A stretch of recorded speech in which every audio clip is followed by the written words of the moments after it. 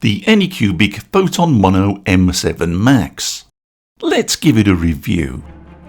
Biff, pow, zap, clunk, clunk, ouchie. Hey guys, large resin printers are here to stay, it seems, as more and more of these keep turning up. Originally, these were big metal beasts, arriving in crates that took at least 2 people to move.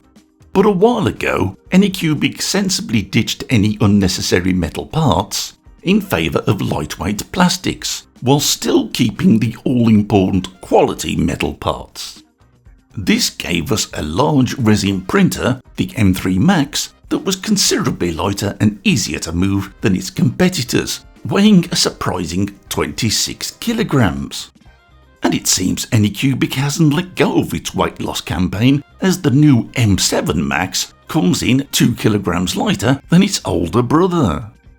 The M3 Max had a half lift off, half static yellow plastic lid that, whilst it worked, always worried me. Without a fourth side, the lift off section was inherently weak and liable to break if dropped. But this feature has been outmaxed on the M7 New Boy, with a large, stable and accommodating flip-top lid, an altogether better solution. This means that the M7 Max continues to have the same large capacity. It has the same 4.3-inch operating screen as its predecessor, but critically it has Wi-Fi capability. An important feature that not only gives the user Anycubic Cloud, so you can keep an eye on your printer's operation from your mobile phone, but it also reflects the way slicer technology seems to be going. If you're unaware, G2 Box Basic has the facility with certain printers to slice and transfer files remotely without the aid of a USB stick. And from version 7.1, Lishi will be doing the same sort of thing, again with certain printers. Now, I can't say that those features will be available on the M7 Max, as there was no such information available to me at the time of making this video. But I can say that version 3.4.2 of Anycubic's own Photon workshop does allow for this. And for anyone still left wondering, as far as I'm aware, you'll be free to use any slicer of your choice. I'm a little unhappy with the placement of this power socket, as it's on the left hand side. It would have been better placed at the rear to take up less side space. In a similar vein, the USB socket is on the right hand side, and it would have been better placed at the front. The power switch, however, is sensibly placed on the front and needs to be pressed and held for a few seconds to turn on or off. The resin tray is large and metal, with this small protrusion in one corner. From the row of metal contacts beneath, we can guess that this is some sort of heating system, and frankly, I'm delighted by that. On the M7 Pro, there was a massive addition to the resin tray, a sort of pump-heater combo that made the tray unwieldy and cumbersome. It also had strange slots to facilitate the pumping action, but which also made that tray a nightmare to clean. But there's no such slots on the Max's tray, and this small protrusion has no effect at all. Look how easily it attaches to the printer. I expected it to be awkward, but no, it's child's play. The FEB seems very opaque to me, and whether this is an ACF liner or some other configuration, again, I have no details available at this time. The build plate continues to be sturdy metal construction without the use of fancy clamping mechanisms. If we look at this robust Z-arm, mounted on typically wide-spanned dual linear rails, it becomes obvious that Anycubic firmly respect a large stout knob. And the whole thing rides smoothly and quietly as you'd expect. If we look below the Z-arm, there's actually a couple of hooks. These can be used to suspend the plate after printing. It's a shallow pitch of around 5 degrees, but it's enough to encourage resin to drop off. Levelling the build plate should not be necessary, as they are pre-levelled before dispatch. Mine certainly was. But if yours isn't, it's just a matter of slackening off these bolts and using the standard paper method.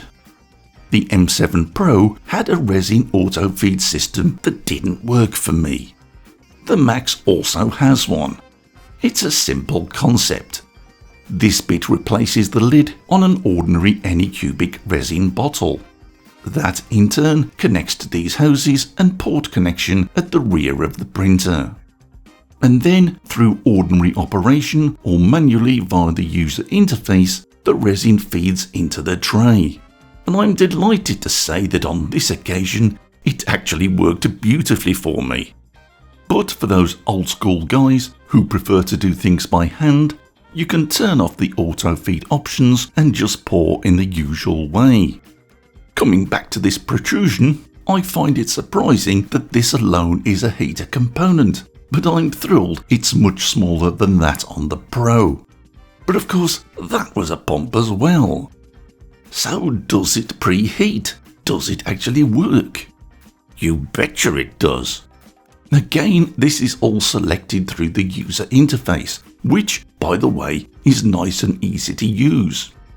I did find some text a little small on occasion, but all in all it was easy and pleasant on the user. It even has a few helpful guides that many may find useful. During printing, you can click this little button to display a little graph which depicts forces between the plate and the FEP. The first time I saw this sort of thing was on the Athena printer about 18 months ago now. And whilst I guess that this Anycubic is nowhere near as sophisticated in terms of force monitoring, it's nice to see them thinking along those lines. So, with your preferred temperature chosen, select preheating from the printing options and watch this. Yes, the plate is rising and lowering regularly. This ensures that the warmed resin is circulated properly around the tank. It also freshens up the content, something that would normally need to be done by hand. Now, I'm not saying that you should rely on this alone to mix your resin, because you shouldn't. Always stir thoroughly at the start of a day's printing, but in between printing jobs, this mixing feature really does seem to work nicely. And according to my beer thermometer, it certainly is heating up well and matches the temperature displayed on the screen. And talking of screens, Anycubic has chosen to keep its 7K 13.6-inch LCD unit, which I think is a bit of a shame. There's bigger screens out there now, and opting for something larger may have made the M7 Max even more popular than its competitors. But I guess Anycubic are thinking more in terms of sale price. There are no air filters provided, but the case incorporates an access point for external venting if you prefer. When it comes to printing, there were no real surprises for me. This is much the same technology that we've seen on the M3 Max, so I knew it would be capable. With a 7K screen in a large resin printer, it's never going to wow, but it certainly does its job well. There's plenty of detail here that in the hand should look great.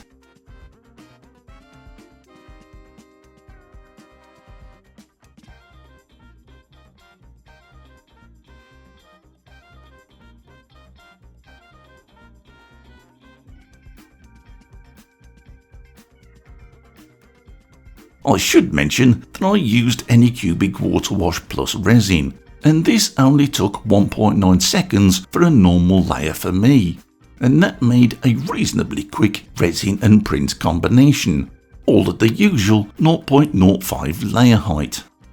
Anycubic does like to make a fuss about having fast printers, and sure enough, they include these settings within Photon Workshop. But I've ignored these in this video. Yes, you may get slightly faster prints, but you'll need to sacrifice some detail to do that by doubling the standard layer height. And you can get faster again by opting for a specific fast resin. But I prefer quality over speed, and as such I'm ignoring all that marketing hype. So what do I think of the Anycubic Photon Mono M7 Max? Actually, it's unusual for me to have nothing to gripe about. Typically I strive to point out the good and the bad, but for me, Anycubic have done their job well here. Yes, I would have liked a bigger screen. Yes, the placement of the power socket and USB port aren't ideal. And yes, some of the text on the UI is a little small. But if you've watched this video, you now know all of that and are fully prepared in what to expect. And what you can expect are improvements over the M3 Max, like a flip-top lid, a preheating system that also mixes the resin, Wi-Fi capabilities, a user interface that has a few useful prompts to keep the user printing happily, and a resin auto feed system that actually seems to work. I'm releasing this video on the very first day that this printer will be available, and as such there's a pre-launch price available right now, but obviously that will change in time. If you're interested in purchasing this printer, there's a link in the description that will get you directly there. And full disclosure, it is an affiliate link, so your old mate VogMan might earn a few pennies if you make a purchase. All in all, I like the M7 Max. It's actually my favourite of the M7 series, and of all of them, it's the one that I think Anycubic have really got right. What Anycubic have done here is stick to what they know works and have made it work even better, all whilst keeping the cost reasonable. It's great to see Anycubic incorporating both heating and mixing into one printer, and as we're heading into winter right now, these will be particularly useful features, I'm sure. In short, I think Anycubic have done a great job here.